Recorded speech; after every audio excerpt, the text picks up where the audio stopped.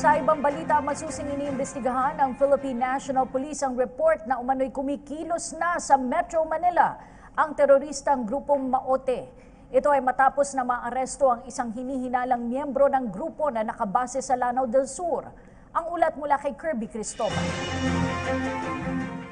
Iniharap ngayong araw ni PNP Chief Ronald De La Rosa ang isa sa mga miyembro ng Maote Group na nasa kote ng mga tauhan ng Quezon City Police District kagabi sa Salam Compound, Barangay Culiat sa lungsod ng Quezon. Na-recover ng pulisya ang 2 kalibre 45 na baril, isang machine gun, mga bala, 60mm mortar shell at 7 sachet ng shabu sa suspect na si Nasip Ibrahim na mula sa Marawi City, Lanao del Sur. Foiled another sinister attempt by the ISIS-inspired Maote Group to launch terrorist activities. I am glad that alert operatives of the NCRPO discovered and intercepted in time an improvised explosive device being prepared by the suspects even before it can be delivered to its possible target or used elsewhere. Ayon naman kay NCRPO Chief Oscar Albayalde, isa si Ibrahim sa itinuturing na kabilang sa tangkang pambobomba malapit sa US Embassy sa Rojas Boulevard noong November 28, 2016. Ito anya ang nagsilbi umanong driver ng Revo na kasalukuyan pa ring hinahanap ng otoridad.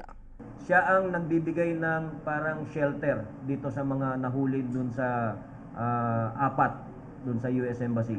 And apparently, itong nakuha na mortar shell na to is the one also supposed to be used doon sa naganap na traslasyon ng Miss Universe. That's why we have that threat during those period. Dagdag pa ni Albayalde, pinamumunuan ng isang alias Yusop Makoto ang grupo na tinutugis ng pulisya na kasalukuyang nagtatago umano sa Tansa, Cavite. Ibinababa na ang security threat level sa Metro Manila pero pinapanatili pa rin ng pulisya ang target hardening measure upang agad na mahuli ang mga may masasamang binabalak. Inirekomenda na rin ng NCRPO kay Bato ang pagpapatupad ng no check no ride policy sa mga pantalan ng PNP Maritime Group sa pakikipagtulungan ng Philippine Coast Guard.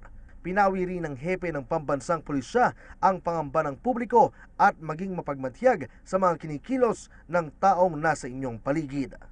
Huwag kayo matakot. I am advising the public. Just be vigilant. But huwag kayo matakot dito sa mga teroristang ito. Mas matakot tayo, mas lalo tayong matatalo. So we don't have to be threatened by them. Kung matakot yung publiko lumabas, matakot na pumunta sa mga public places, that means they achieved their victory, yung mga terorista. So in order to defeat the terrorists, we have to live our lives naturally.